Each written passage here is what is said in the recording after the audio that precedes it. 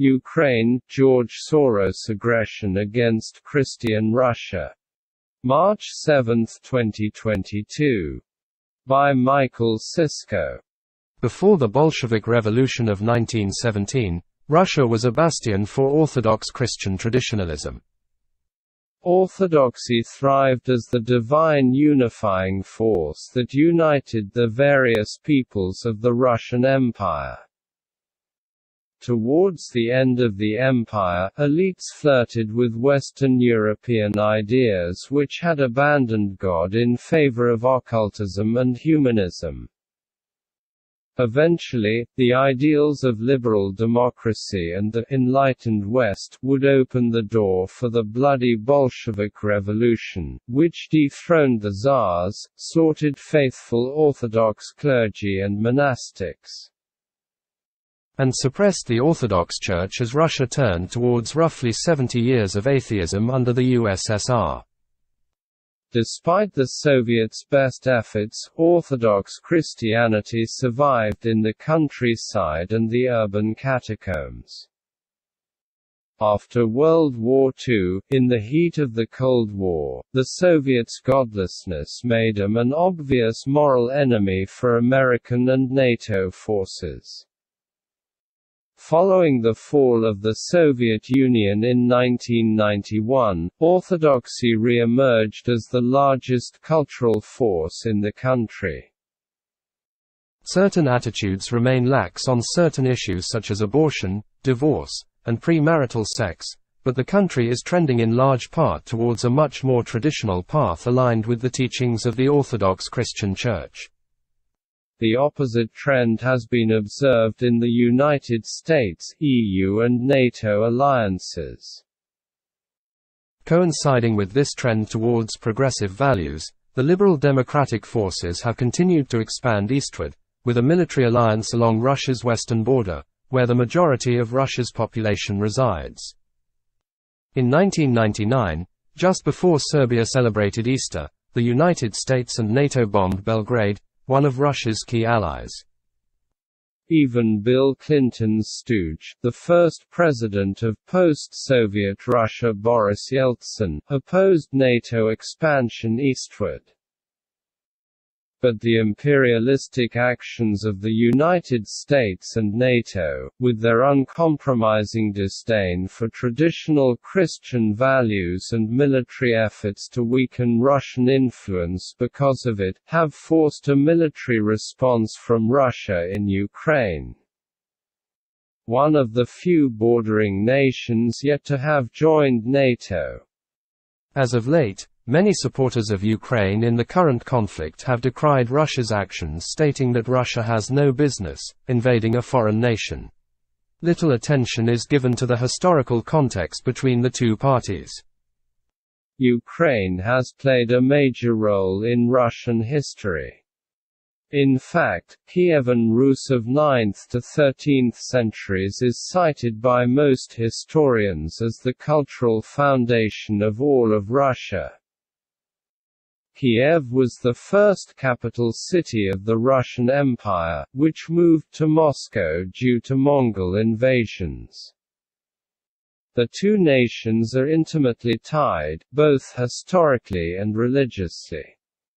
Ukraine is the canonical territory of the Russian Orthodox Church, so it is particularly disheartening for Ukraine to side with the liberal democratic order with diametrically opposed values. In addition to the historical and cultural influence of Ukraine, it happens to be geographically critical to Russia's survival strategically. Ukraine sits on the Black Sea, which is an important naval hub. Controlling the Black Sea is critical to Russian trade and influence. From Russia's perspective, Crimea is one of two geopolitical corridors that are critical to its strategic position in relation to Europe, Kaliningrad being the second. Losing control of the Black Sea, as well as its historically geopolitical position in Crimea, would be to the detriment of Russia's national security interests. While Ukraine is not currently a NATO member, considering the events of 2014, it is easy to make the case that Ukraine is nothing more than an American satellite state. In 2010, Viktor Yanukovych was duly elected as the President of Ukraine. Trouble arose when President Yanukovych rejected an offer to join the EU, and accepted an offer from Russia instead. The United States responded by supporting efforts from demonstrators to remove President Yanukovych from office. That is exactly what happened, and according to phone calls leaked by Russian intelligence, America essentially hand-selected a replacement regime that would be friendly to the West. The full extent of American involvement isn't clear, but President Vladimir Putin certainly believes this to be true. For Ukrainians in the east, a Western-installed puppet regime was intolerable, and led to several separatist regions.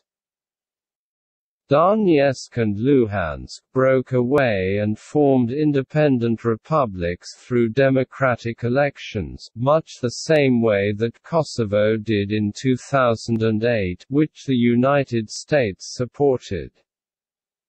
Violence between Ukrainian forces and the separatists has persisted for the past 8 years. The Minsk Accords seemed like a promising hope for peace, but disagreements over interpretation persisted on both sides. Recently, Ukrainian President Volodymyr Zelensky indicated an unwillingness or an inability to continue the peace negotiations in his parliament. This source is a reference to a reaction to Zelensky's statements, not Zelensky's statements. I suggest this source instead with the preamble, as recently as the 15th of February. Russia's military actions to support the separatist regions and to force the demilitarization of Ukraine began shortly thereafter. 7 whole years of diplomatic efforts with a hostile puppet regime appear to be a display of great restraint on Russia's part. Many supposed anti-globalist conservatives who opposed the COVID-19 restrictions and mandates have fallen for the official Ukraine narrative hook, line and sinker. The American-backed globalist regime has been working overtime in Ukraine to push progressive values, or as they like to put it, democratic values.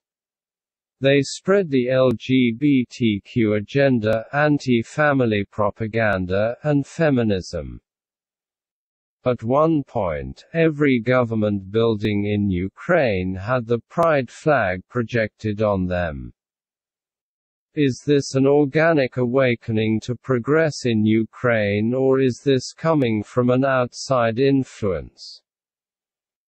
One can infer from American policy changes under Joe Biden, which allows for U.S. embassies abroad to fly the pride flag on the same pole as the U.S. flag. It turns out that George Soros has been dumping money into the pro-democracy movement in Ukraine since at least 2005. The stated goals of the movement and philanthropist were to weaken Russian influence, liberalize the economy, and ultimately join Ukraine with the EU, NATO. The opposition to George Soros among conservatives domestically, coupled with the support of his foreign agenda, is mind-boggling. It makes sense why George Soros and his allies would oppose Russia and their emerging Orthodox Christian ethic. Ultimately, the Ukrainian people, blinded by jealousy, envy, and pride, have been manipulated and taken advantage of by globalist actors with ill intent. Perceived historical wrongs and deeply embedded animosity has led them right into bed with the Luciferian regime. NATO, EU, America, and the globalist oligarchs have no care for the well-being of the Ukrainian people, or even their independence. They want Ukraine to be subservient to the will of themselves and evil schemes, rather than Russia and their emergence of a traditional Christian ethic. The globalists have turned Ukraine into a pawn for profit, and have accelerated towards the Great Reset, which will subject Ukrainians to a new progressive system that runs contrary to their cultural heritage of Orthodox Christianity. The Orthodox Church suffered severe persecution during the 70 years it existed under the USSR's atheistic regime. Since the fall of the Soviet Union, the Orthodox Church has led the charge towards a cultural turnaround in Russia. It isn't the old godless communist regime anymore. The particular geography of Ukraine is important for Russia's safety and security, which seems to be the last hope for a world power to prosper while maintaining a Christian worldview. Ukraine has been used essentially as a satellite state of the Western globalist regime, that seeks to destroy all competing systems of thought that do not align with the progressive ideology. Sadly, Ukraine had a choice between globo homo, or friendship with a nation guided by traditional Christian values. They made the wrong choice, which has now led to the invasion of their territory by Russian forces. For Ukraine to secure peace, the short-term solution would be to accept neutrality between the Russian and NATO forces or perhaps split into two territories. For lasting peace, they must reject the progressive utopia offered by the West, repent, and realign with their historical family. Published in bold Christian writing,